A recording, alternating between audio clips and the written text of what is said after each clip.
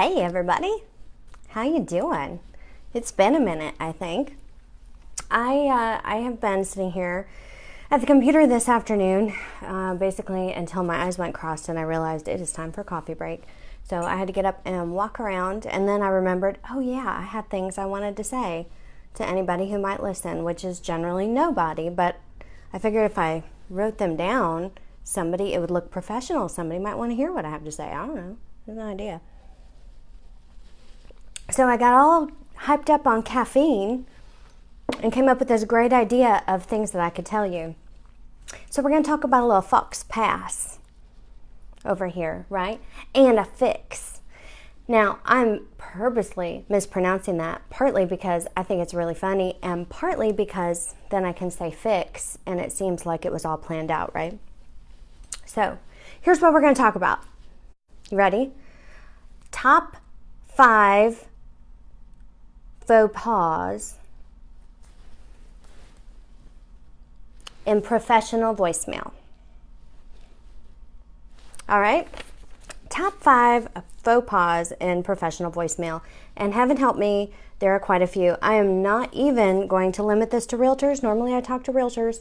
I'm not going to limit this to realtors because you're not the only people out there who maybe ought to want to hear what I have to say. So, faux pas number 1.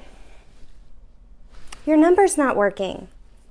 You have a professional phone number, and I try to call you on it, and it goes doo-doo-doo. The number you have dialed is not a working number. No, that's not a good way to start our relationship. So here's fix number 1. Call yourself. Every now and then, it's kind of like Googling yourself. Every now and then, call yourself. Go to somebody else's phone and call your number and see what happens. Because sometimes you forget that you left an out-of-office voice message, or that your number doesn't work because you switched service providers or something like that. So consider calling yourself. Faux pas number 2. I have to listen to a commercial when I call you. So 2 things there. Number 1, if I have to listen to the first 3 verses of any song before you answer your phone, it's too much. Go back to ringing. We all know what ringing means. We all know how that works. Let's go back to that.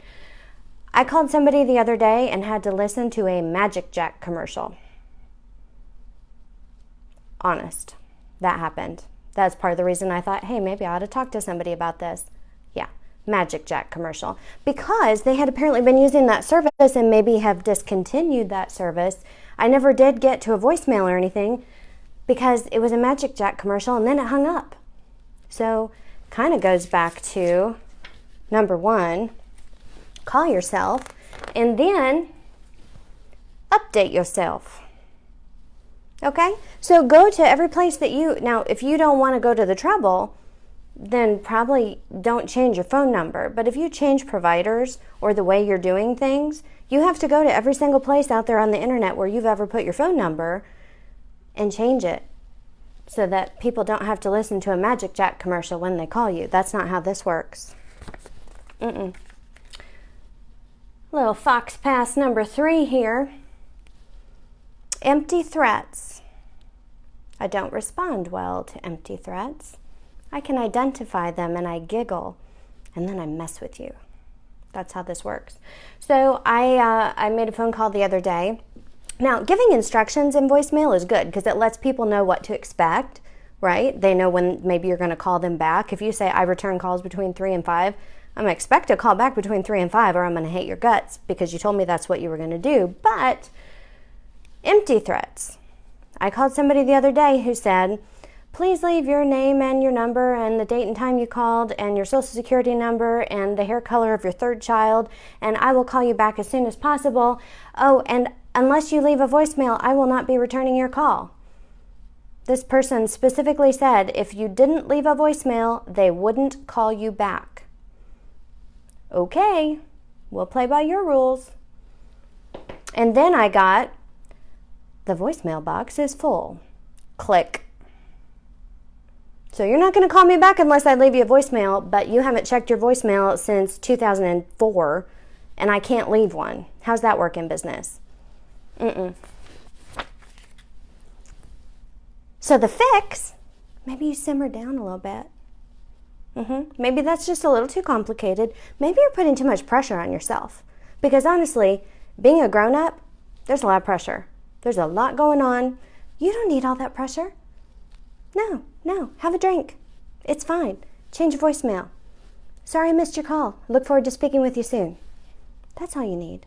It's okay. So we don't need the empty threats. There's no need for all that. That's fix number 3. Here's faux pas number 4. There is no voicemail. The caller you are trying to reach has a voicemail box which has not been set up yet. That's not helpful to anybody.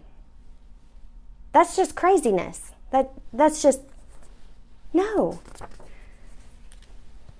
Here's a real easy fix. Set it up. Set up your voicemail. You don't ever have to check it because you can set up your voicemail to say, I hate checking my voicemail and therefore if you leave one, I'll never hear it. Please text me at the same number you just called. And that's okay. It's okay to do that. It's okay to direct people to text you. Lots of people do it these days. But set it up because it's really frustrating for people who waited through all of that nonsense and dialed your number and it rang 47 times and now we can't even leave a message. And here's my favorite. This is the one I like to soapbox on. Faux pas number 5.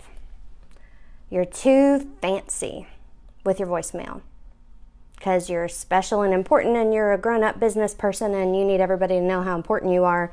And so you leave a voicemail that says, thank you for calling. I am either with other clients or otherwise too busy to talk to you. So please leave your name and number and I will call you back at my earliest convenience.